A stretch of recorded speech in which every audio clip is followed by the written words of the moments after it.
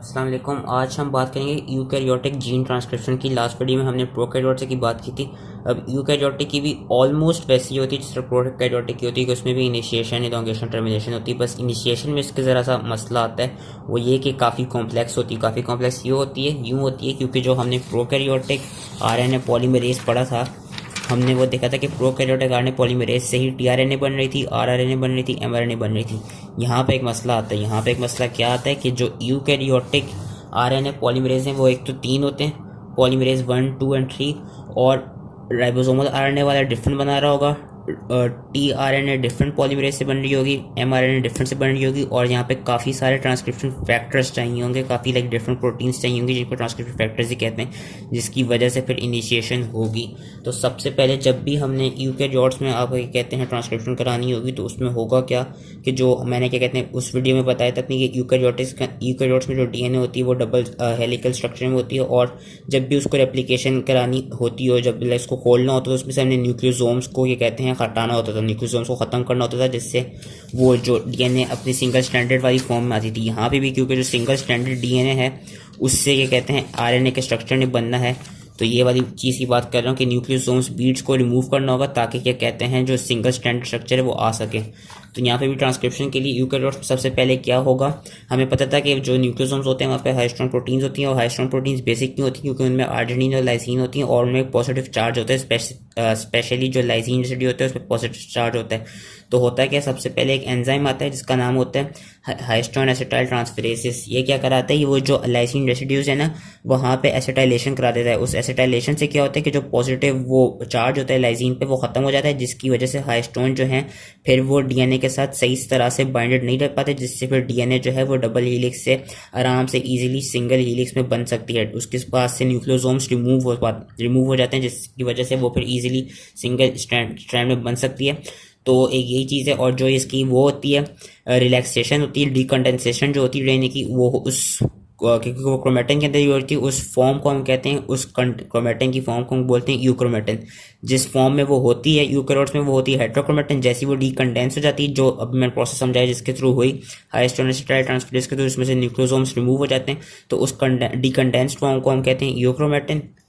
अब होता क्या है कि जब वापस उसको कंडेंस्ड फॉर्म में लाना होगा ना, तो एक और एंजाइम आएगा जिसका नाम होगा हाइस्टोन डी एसिटाइलेस। डी एसिटाइलेस क्या करेगा, डी एसिटाइलेट करेगा, जिससे लाइसिन रेसिड्यू पे वापस पॉजिटिव चार्ज आ जाएगा, वो डीएनए के साथ अटैच हो जाएगी। खैर, इनिशिएशन में मैंने कहा 3 पॉलीमरेसिस होते हैं और तीनों पॉलीमरेसिस डिफरेंट चीज़ें सिंथेसाइज करते हैं। अब एक चीज़ मैं लास्ट वीडियो में बताना भूल गया था कि जो आपकी आरएनए होती है ना, राइबोसोमल आरएनए, उसके कुछ डिफरेंट सब यूनिट्स होते हैं कि वो सब यूनिट्स वो according to their sedimentation rate क्या कहते हैं डिफाइन हुए होते हैं, प्रोड्यूस हुए होते हैं। जो एस का नाम ये बेसिकली सेवेडबर्ग यूनिट होता है। अब होता क्या है कि जो ये एस सब यूनिट्स हैं ना, ये प्रोकैरियोट्स और यूकैरियोट्स दोनों में डिफरेंट होते हैं। जो प्रोकैरियोट्स हैं, प्रोकैरियोट्स के अंदर 23S होता है, 16S होता है, 5S होते हैं। यूकैरियोटिक आरएनए में 28S, 18S, 5.8S और 5S होता है। जो प्रोकैरियोट का, क्योंकि प्रोकैरियोट में एक ही आरएनए पॉलीमरेज होता है जिससे सारी आपके क्या कहते हैं हर डिफरेंट तरह के आरएनएस बन सकते हैं, इसलिए ये जो तीनों हैं प्रोकैरियोटिक राइबोसोमल आरएनए में, उनका आरएनए पॉलीमरेज जो है वो जब अगर उसने आरआरएम राइबोसोमल आरएनए बनानी होगी तो जो प्रोकैरियोटिक आरएनए पॉलीमरेज होगा वो तो ईजिली नहीं सिंथेसाइज कर देगा। यूकैरियोटिक में मसला आता है। यूकैरियोटिक में क्या होता है कि जो यूकैरियोटिक का आरएनए पॉलीमरेज 1 है वो 28 सब यूनिट, 18 सब यूनिट और 5.8 सब यूनिट बनाएगा राइबोसोमल आरएनए का न्यूक्लियोलस में। जो आरएनए पॉलीमरेज 3 है वो 5S सब यूनिट बनाएगा राइबोसोमल आरएनए का, वो टीआरएनए बनाएगा, और वो क्या कहते हैं कुछ स्मॉल न्यूक्लियर और स्मॉल न्यूक्लियोलस की क्या कहते हैं आरएनएस बनाएगा ट्रांसक्रिप्शन के थ्रू। तो ये पॉलीमरेज 1 का पॉलीमरेज 1 और 3 का इस तरह से एक तरह से फंक्शन हमें इजीली याद ही हो रहा है कि जो पॉलीमरेज 1 है वो बस राइबोसोमल आरएनए के ये 3 सब यूनिट्स बना रहे हैं न्यूक्लियोलस में, और जो पॉलीमरेज 3 है वो टीआरएनए ट्रांसक्राइब कर रहा है और उसको सिंथेसाइज कर रहा है, और साथ में क्या कहते हैं 5S यूनिट बना रहा है आरएनए को, कुछ छोटी स्मॉल न्यूक्लियर आरएनएस बना रहा है राइबोसोमल आरएनएस। अब जो पॉलीमरेज 2 है, मेन फंक्शन जो है वो उसी का ही, और मेन जो कॉम्प्लेक्स चीज़ है वो इसी की है। होता क्या है, एक तो ये एमआरएनए बनाती है, मेन प्रिकर्सर है पॉलीमरेज 2 एमआरएनए का। दूसरा ये क्या कहते हैं माइक्रो आरएनए बनाती है, स्मॉल न्यूक्लियोलस आरएनए बनाती है, और साथ में क्या कहते हैं ये क्या कहते हैं आई थिंक यही चीज़ थी कि ये आपका एमआरएनए बनाती है। जिससे फिर प्रोटीन्स बन जाएंगी। और ये ऑल्सो स्मॉल न्यूक्लियर आरएनएस बनाती है, जिसमें स्मॉल न्यूक्लियर और स्मॉल न्यूक्लियोलस और साथ में माइक्रो आरएनए आ जाती है। अब होता क्या है, जो प्रोकैरियोट्स था आरएनए पॉलीमरेज था, उसके जो हमने प्रोमोटर्स पढ़े थे वो तो थे -35 सीक्वेंस और प्रिब्नो बॉक्स, जिसमें हमने देखा था कि सबसे पहले इस पे लगेगा, फिर इस पे आके लगेगा, यहाँ से आके फिर वो अनवाइंडिंग करा देगा, खुल जाएगी। एंड देन जो प्रोसेस था उसको मैंने पिछली वीडियो में समझा दिया था। यूकैरियोट्स में क्या होता है, यूकैरियोट्स में जो आरएनए पॉलीमरेज 2 है ना, उसके क्या कहते हैं 3 कोर प्रोमोटर एलिमेंट्स होते हैं। कोर में उसके 3 प्रोमोटर एलिमेंट्स होते हैं। उन 3 प्रोमोटर जो होते हैं उनका नाम क्या है, एक होता है टाटा बॉक्स। टाटा बॉक्स इसलिए कहते हैं क्योंकि इसमें थायमीन और एडेनिन के कहते हैं न्यूक्लियोटाइड्स होते हैं, नाइट्रोजन बेसिस होती हैं। और जो टाटा बॉक्स है ये सिमिलर होते हैं प्रिब्नो बॉक्स से। जो प्रिब्नो बॉक्स हमने पढ़ा था प्रोकैरियोट्स में, उसमें भी TA के बॉन्ड्स थे। जो टाटा बॉक्स होते हैं जिसका एक और नाम है हॉगनेस बॉक्स, ये लिखा है हॉगनेस बॉक्स। ये अगेन ये -25 यानी ये क्या कहते हैं अपस्ट्रीम होता है, और ये वही नेगेटिव रीजन में पाया जाता है, लेफ्ट साइड पे पाया जाता है। एक ये होता है कोर प्रोमोटर एलिमेंट। इसका एक और प्रोमोटर एलिमेंट होता है इनिशिएटर, जो कि +1 ट्रांसक्रिप्शन साइट पे प्रेजेंट होता है। और इसका एक और प्रोमोटर एलिमेंट होता है जो कि होता है डाउन स्ट्रीम प्रोमोटर एलिमेंट, जो कि पॉजिटिव साइड पे पाया जाता है, राइट साइड पे पाया जाता है। लेफ्ट साइड वाला अपस्ट्रीम टाटा बॉक्स हो गया, और जो राइट साइड वाला है वो है down stream, which is your down stream promoter element. ये थे कोर प्रोमोटर एलिमेंट्स। होता क्या है, यूकैरियोट्स में कोर प्रोमोटर एलिमेंट्स पे आके कुछ ट्रांसक्रिप्शनल फैक्टर्स लगेंगे, वो आके बाइंड करेंगे, और वो जब बाइंड करेंगे उनको रिकॉग्नाइज कर देंगे, देन आपका एंजाइम आएगा जो कि आरएनए पॉलीमरेज 2 होता है।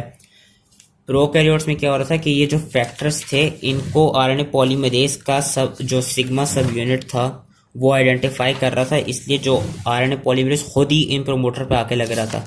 लेकिन यहाँ पे डिफरेंट होगा यूकैरियोट्स में। यूकैरियोट्स में डिफरेंट क्या होता है कि यहाँ पे ट्रांसक्रिप्शन फैक्टर्स इनके प्रोमोटर एलिमेंट्स पे आके लगते हैं। फिर जब वो ट्रांसक्रिप्शन फैक्टर्स लग जाते हैं देन आपका एंजाइम आता है आरएनए पॉलीमरेज 2, और फिर वो आके बाइंड करता है। तो यहाँ पे जो कोर प्रोमोटर, अभी हम कोर प्रोमोटर की बात करें, जो कोर प्रोमोटर एलिमेंट है वहाँ पे कुछ जनरल ट्रांसक्रिप्शन फैक्टर्स लगेंगे, जिसमें से आपका मोस्ट इंपॉर्टेंट होता है transcription factor 2D। Transcription factor 2D क्या होता है कि transcription factor 2D most importantly TATA box के साथ लगता है, लेकिन वो इन दो के साथ भी लगता है। और एक और ख़ास बात, जब भी कोई भी आपकी जीन होगी जिसको हमने क्या कहते हैं ट्रांसक्राइब करना होगा, उसमें कभी भी ये नहीं होगा कि सिर्फ इनमें से कोई एक सीक्वेंस प्रेजेंट हो। कोर प्रोमोटर एलिमेंट में कभी ऐसा नहीं होगा कि सिर्फ एक सीक्वेंस प्रेजेंट हो, हमेशा एक से ज़्यादा या ये तीनों ही प्रोमोटर एलिमेंट्स प्रेजेंट होंगे। तो होगा क्या, उन तीनों पे ट्रांसक्रिप्शन फैक्टर 2D लगता है। ट्रांसक्रिप्शन फैक्टर 2D में एक तो इंपॉर्टेंट पार्ट क्या है कि इसके पास टाटा बाइंडिंग प्रोटीन होती है, जिसकी वजह से वो टाटा से इजीली बाइंड कर जाता है, और इसमें टाटा एसोसिएटेड फैक्टर्स भी होते हैं जिसकी वजह से ये इजीली टाटा बॉक्स को रिकॉग्नाइज कर लेता है और बाइंड कर जाता है। लेकिन इसके साथ साथ इसके पास और भी डिफरेंट प्रोटीन्स होती हैं जिसके थ्रू ये इन जो इनिशिएटर और जो डाउनस्ट्रीम प्रोमोटर एलिमेंट है इनके साथ भी ये इजीली बाइंड कर जाता है। तो होगा क्या, ट्रांसक्रिप्शन फैक्टर 2D इन प्रोमोटर एलिमेंट्स को क्या कहते हैं रिकॉग्नाइज करेगा। जैसे ही वो बाइंड कर देगा फिर एक और ट्रांसक्रिप्शन फैक्टर आएगा जिसका नाम होता है transcription factor 2F। Transcription factor 2F क्या करेगा, वो आरएनए पॉलीमरेज 2 को अपनी प्रोमोटर साइट तक लाएगा। पहले क्या हुआ, ट्रांसक्रिप्शन फैक्टर 2D गया, उसने इन प्रोमोटर्स को क्या कहते हैं वो किया, रिकॉग्नाइज किया, फिर बाइंड किया। फिर एक और आया ट्रांसक्रिप्शन फैक्टर 2 जिसका नाम है ट्रांसक्रिप्शन फैक्टर 2F, और ये सारे जनरल ट्रांसक्रिप्शन फैक्टर्स हैं। एक और ट्रांसक्रिप्शनल फैक्टर है जिसका नाम है ट्रांसक्रिप्शन फैक्टर 2F, वो उस एंजाइम जो आरएनए पॉलीमरेज 2 है जिसने आगे ट्रांसक्रिप्शन कराई है उसको लेकर आएगा कोर प्रोमोटर तक, जो कि यहाँ पे दिखाया हुआ है और जो कि यहाँ लिखा हुआ है कि transcription factor 2F and other क्या कहते हैं general transcription factor, it brings the polymerase to promoter. फिर क्या कहते हैं, एक और ट्रांसक्रिप्शन फैक्टर होता है जो कि वहाँ पे डीएनए को, जो कि डबल हेलिकल स्ट्रक्चर को, उसको मेल्ट करेगा, सिंगल स्ट्रैंड में कन्वर्ट करेगा, और वहाँ से जो प्रोमोटर रीजन है उनको थोड़ी देर के लिए हटा देगा, जिसका नाम होगा transcription factor 2H। Transcription factor 2H क्या करेगा, उसके पास एक हेलिकेस एक्टिविटी होती है जिससे डीएनए मेल्ट हो जाएगी यानी सिंगल स्ट्रैंड में बन जाएगी, और उसके पास एक काइनेज एक्टिविटी होती है जिससे क्या करेगा कि इट विल फॉस्फोराइलेट पॉलीमरेज, इस पॉलीमरेज को फॉस्फोराइलेट कर देगा, जिसकी वजह से वो प्रोमोटर्स को क्लियर कर देगा, सॉरी प्रोमोटर्स को हटाएगा नहीं, प्रोमोटर्स को क्लियर कर देगा, और फिर वो आराम से अपनी जो ट्रांसक्रिप्शन करनी होगी वो करेगा। तो ये जो प्रोमोटर्स थे ये थे सारे कोर प्रोमोटर एलिमेंट। अब कुछ ऐसे भी प्रोमोटर होते हैं जो कि इन 4 प्रोमोटर एलिमेंट्स से काफ़ी दूर होते हैं, उनको हम कहते हैं रेगुलेटरी एलिमेंट्स। उन रेगुलेटरी एलिमेंट्स में कुछ प्रॉक्सिमल होते हैं, यानी जो कुछ करीब में होंगे, अराउंड 200 या अराउंड 80 विद इन न्यूक्लियोटाइड की रेंज में होंगे कोर प्रोमोटर एलिमेंट से। कुछ होंगे जो बहुत ही, कोई बिल्कुल ही कह दें 1000 न्यूक्लियोटाइड दूर होंगे, वो होंगे distal regulatory element. Proximal regulatory elements में आपके कौन सा आ जाते हैं, आपका कैट बॉक्स, CAAT बॉक्स और आपका GC बॉक्स। और इन 2 जगहों पे कौन से ट्रांसक्रिप्शनल फैक्टर्स लगते हैं, वहां पे स्पेसिफिक ट्रांसक्रिप्शनल फैक्टर्स लगते हैं। जो कोर प्रोमोटर एलिमेंट्स थे वहां पे जनरल ट्रांसक्रिप्शनल फैक्टर्स लग रहे थे, वेयरएज जो आपके रेगुलेटरी एलिमेंट्स होते हैं जो प्रॉक्सिमल होते हैं इनमें स्पेसिफिक, और जो डिस्टल भी होते हैं उनमें भी variety of specific transcriptional factors लगते हैं। प्रॉक्सिमल में 2 होते हैं, याद रखने हैं, इनमें होगा कैट बॉक्स और होगा GC बॉक्स। जो कैट बॉक्स पे ये जो CTF लग रहा है ये basically cat box transcription factor है, उसी का क्या कहते हैं शॉर्ट फॉर्म लिखिए। और ये जो SP1 है, SP1 is your specificity factor 1 है। अगर ये ना भी याद हो, बस ये बताना चाहिए कि यहाँ पे स्पेसिफिक ट्रांसक्रिप्शन फैक्टर्स लगते हैं। तो क्या कहते हैं, इनका भी वही काम होता है कि वो आके बाइंड करेंगे, फिर जब वो बाइंड कर देंगे देन वो DNA पॉलीमरेज 2 की बाइंडिंग कराएंगे और जो जीन एक्सप्रेशन है उसके वो करवाएंगे, क्या कहते हैं उसका रिस्पॉन्स प्रोड्यूस करवाएंगे, ट्रांसक्रिप्शन करवाएंगे। और स्पेसिफिक ट्रांसक्रिप्शन फैक्टर्स की एक और खास बात क्या होती है, इनके पास 2 डोमेन्स होते हैं, एक तो वही DNA बाइंडिंग डोमेन होता है और दूसरा इनका ट्रांसक्रिप्शनल एक्टिवेटिंग डोमेन होता है। ट्रांसक्रिप्शनल एक्टिवेटिंग डोमेन क्या कराता है कि वो जैसे यहाँ से बाइंड कर देंगे ना, तो वो ट्रांसक्रिप्शन एक्टिवेटिंग डोमेन जो GTFs हैं, जो जनरल ट्रांसक्रिप्शन फैक्टर्स हैं, उनको लेकर आएगा कि वो कोर प्रोमोटर पे जाके लगें और वो ट्रांसक्रिप्शन को क्या कहते हैं इनिशिएट करें। ये चीज़ यहाँ पे लिखी कि it has 2 binding domains, one is DNA binding domain जिससे तो ये खुद DNA पे अटैच हो रहे हैं और प्रोमोटर्स पे, and the other is transcription activating domain that recruits, यानी लेकर आता है, recruits the GTF to the core promoter पे लेके आता है। और ये एक और क्या कहते हैं सेंटेंस लिखा हुआ है, एज वेल एज को एक्टिवेटर प्रोटीन्स, और इस हाथ में कुछ को एक्टिवेटर प्रोटीन्स भी लाता है जिसमें आपकी HAT एंजाइम होगा। HAT एंजाइम क्या करेगा, जो कि आपका हाइस्टोन एसिटाइल ट्रांसफरेज एंजाइम था, कि ये उस जो DNA थी उसको सिंगल स्ट्रैंड में कन्वर्ट कर देगा ताकि इजीली ट्रांसक्रिप्शन हो जाए। तो बस इसमें इनिशिएटिंग की ये चीज़ ये थोड़ी कॉम्प्लेक्स है, ये बस ये याद रखनी है कि जो प्रोकैरियोट्स थी, प्रोकैरियोट्स में प्रोमोटर पे बस आपका RNA पॉलीमरेज खुद आके लग रहा था, उसका सिग्मा फैक्टर, एंड देन जो मैंने लास्ट वीडियो में स्टोरी बताई थी वो सारी हो रही थी। लेकिन यूकैरियोट्स में मसला क्या है, यूकैरियोट्स में RNA पॉलीमरेज खुद डायरेक्टली नहीं लगेगा, पहले कुछ ट्रांसक्रिप्शन फैक्टर्स आएंगे, जब वो लग जाएंगे देन पॉलीमरेज आएगा। तो कोर के हमने बस ये याद रखना है, टाटा बॉक्स, इनिशिएटर और क्या कहते हैं downstream promoter element. Proximal regulatory में हमने ये याद रखना है कैट बॉक्स और GC बॉक्स। और ये है, इसमें क्या कहते हैं खास बात ये कि ये जो प्रॉक्सिमल हैं ये अराउंड 200 या अराउंड क्या कहते हैं 100 न्यूक्लियोटाइड की रेंज में, मतलब यहाँ से लेकर यहाँ तक जितने न्यूक्लियोटाइड्स प्रेजेंट होंगे ना वो अराउंड 100 to 200 होंगे। लेकिन जो डिस्टल होंगे वो बहुत ही दूर होंगे। डिस्टल में इनहेंसर एलिमेंट आता है, इसकी बस एक इंपॉर्टेंट चीज़ बतानी है and then that will be it of this video. तो क्या कहते हैं इनहेंसर एलिमेंट अराउंड 1000 न्यूक्लियोटाइड दूर होते हैं। इनहेंसर एलिमेंट क्या होते हैं, इनहेंसर एलिमेंट के पास एक चीज़ होती है जिसको हम कहते हैं रिस्पॉन्स एलिमेंट। अभी हम आगे जितनी भी आई होप जो फिजियोलॉजी होंगी, फिजियोलॉजी का जो सब्जेक्ट होगा उसमें मैं जितनी भी हार्मोन्स की वीडियोस बनाऊंगा। हार्मोन्स बेसिकली आपका जो जीन्स पे क्या कहते हैं एक्शन प्रोड्यूस करते हैं, जब भी किसी कोई कहते हैं हार्मोन्स आते हैं तो वो जीन पे अपना एक्शन कैसे प्रोड्यूस करते हैं कि वो उस पर एक रिस्पॉन्स एलिमेंट पे जाके उसी हार्मोन की ट्रांसक्रिप्शन कराते हैं ताकि उसकी जीन ज़्यादा प्रोड्यूस हो। तो वो जो रिस्पॉन्स एलिमेंट होते हैं ना वो बेसिकली ये होता है, इस चीज़ के अंदर प्रेजेंट होता है, इस इनहेंसर एलिमेंट के अंदर प्रेजेंट होता है वो जो रिस्पॉन्स एलिमेंट होता है जिसकी वजह से आपकी उसकी वो जीन सिंथेसाइज होती है उस हार्मोन की। तो उन्होंने यही लिखा हुआ है कि farther away are the enhancers protein, उन्होंने सब पॉइंट टू रेगुलेटर। हाँ, फंक्शन क्या है, फंक्शन तो मैं बताने ही भूलिए। जो स्पेसिफिक ट्रांसक्रिप्शन फैक्टर्स हैं जो प्रॉक्सिमल होंगे ना, प्रॉक्सिमल वाले पे क्या कराएंगे वो कि प्रॉक्सिमल पे वो जाके फ्रीक्वेंसी को रेगुलेट कराएंगे, ट्रांसक्रिप्शन की इनिशिएशन की फ्रीक्वेंसी को रेगुलेट कराएंगे जब वो प्रॉक्सिमल पे आके अटैच होंगे। और जो डिस्टल है, डिस्टल क्या करेंगे, डिस्टल का मैंने बता दी कि हार्मोन्स ऐसे आएंगे अपनी वो जीन्स वहाँ पे उसका एक्सप्रेशन रेगुलेट करेंगे कि जो स्पेसिफिक ट्रांसक्रिप्शन फैक्टर है bind to promoter proximal elements to regulate the frequency of transcription initiation. Frequency कर रहे हैं यहाँ पे आके, लेकिन जो डिस्टल में करेंगे they will mediate the response to signals like hormones and regulate which genes are expressed at a given point. वही कि उन्हीं हार्मोन्स की जीन्स को एक्सप्रेस कर रहे होंगे। यही चीज़ यहाँ पे दिखाई हुई है। जो इनहेंसर्स हैं ये 3 पोजीशंस पे हो सकते हैं। ये एक तो किसी भी डीएनए के टेम्पलेट पे हो सकते हैं, ये या तो 5' पे हो सकते हैं यानी अपस्ट्रीम भी हो सकते हैं प्रोमोटर रीजन के, या ये जो इन्हेंसर्स हैं ये डाउनस्ट्रीम भी होते हैं, डाउनस्ट्रीम भी हो सकते हैं प्रोमोटर रीजन्स के। ये जो बेसिकली रीजन्स हैं ये आपके रेगुलेटरी एलिमेंट्स हैं। मैंने आई थिंक गलती से अगर बोल दिया हो, ये प्रोमोटर्स नहीं, ये हैं आपके रेगुलेटरी एलिमेंट्स। प्रोमोटर से भी ये 3 है।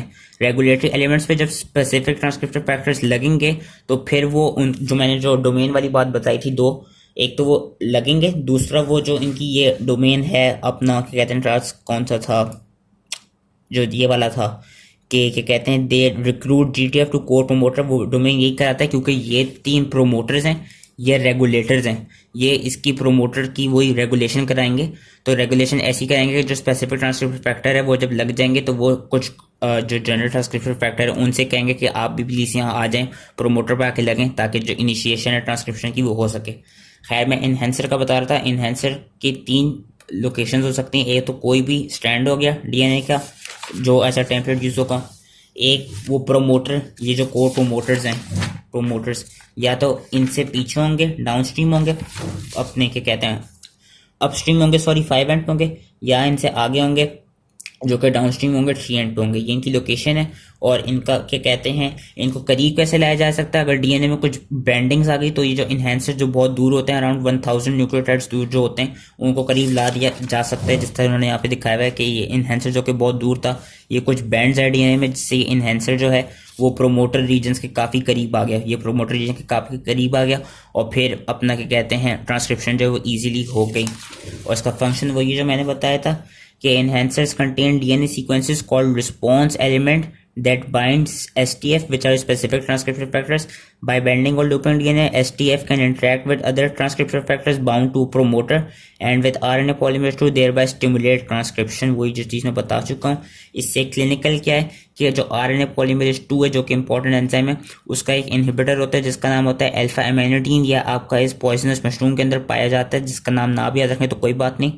तो अल्फा एमाइनोडीन क्या कराता है, ये आरएनए पॉलीमरेज 2 पर टाइटली बाइंड करता है और उसकी मूवमेंट को स्लो कर देता है, जिसकी वजह से जो एमआरएनए की सिंथेसिस है, क्योंकि आरएनए पॉलीमरेज 2 एमआरएनए नहीं बना रहा है और एमआरएनए से आगे प्रोटीन्स बनेगी, तो एमआरएनए की सिंथेसिस को वो इनहिबिट कर देता है।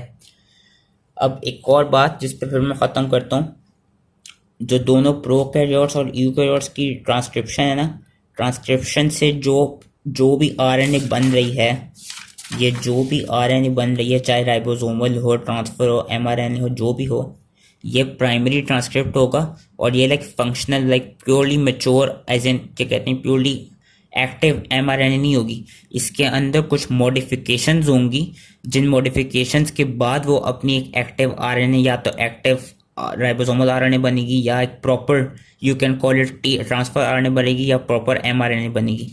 तो वो क्या कहते हैं, अब जो क्या कहते हैं ट्रांसक्रिप्शन हुई प्रोकैरियोट्स में और यूकैरियोट्स में भी, उससे जो आरएनए जो भी आरएनए बनी है उसको हम कहेंगे प्राइमरी ट्रांसक्रिप्ट। उसके अंदर अब होंगी पोस्ट ट्रांसक्रिप्शनल मॉडिफिकेशंस, और हर आरएनए की डिफरेंट होगी, राइबोसोमल की भी डिफरेंट होगी, ट्रांसफर की भी डिफरेंट होगी, और जो मैसेंजर है उसकी भी डिफरेंट होगी। और जो पोस्ट ट्रांसक्रिप्शन मॉडिफिकेशंस है ये मैं आपको कराऊंगा इंशाल्लाह नेक्स्ट वीडियो में। आई होप यूकैरियोटिक जो ट्रांसक्रिप्शन है इसकी ये इजीली समझ में आ गई। जो इनिशिएशन है फिर से मैं बता देता हूँ, जो ये चीज़ है, they are your promoters, these are your regulators. ये मैंने गलत बोल दिया था आई थिंक, ये प्रोमोटर्स नहीं है, प्रोमोटर्स आपके यही 3 हैं। जो ये 3 है आपके, ये है रेगुलेटर्स, और इन रेगुलेटर्स पे स्पेसिफिक ट्रांसक्रिप्शन फैक्टर्स आके अटैच करेंगे, जिसकी वजह से वो फिर प्रोमोटर्स को रेगुलेट करवाएंगे, उनको बोलेंगे कि आप क्या कहते हैं ट्रांसक्रिप्शन को या तो स्टार्ट कर दें या इनहिबिट कर दें। और जो इन्हेंसर एलिमेंट है वहाँ पे रिस्पॉन्स एलिमेंट प्रेजेंट होगा, जो किसी भी हार्मोन से के लेवल से, हार्मोन के आने से कहते हैं स्टिमुलेट होगा और ट्रांसक्रिप्शन को स्टिमुलेट कर देगा। So that was it. I hope easily समझ में आ गई हो, एंड थैंक यू।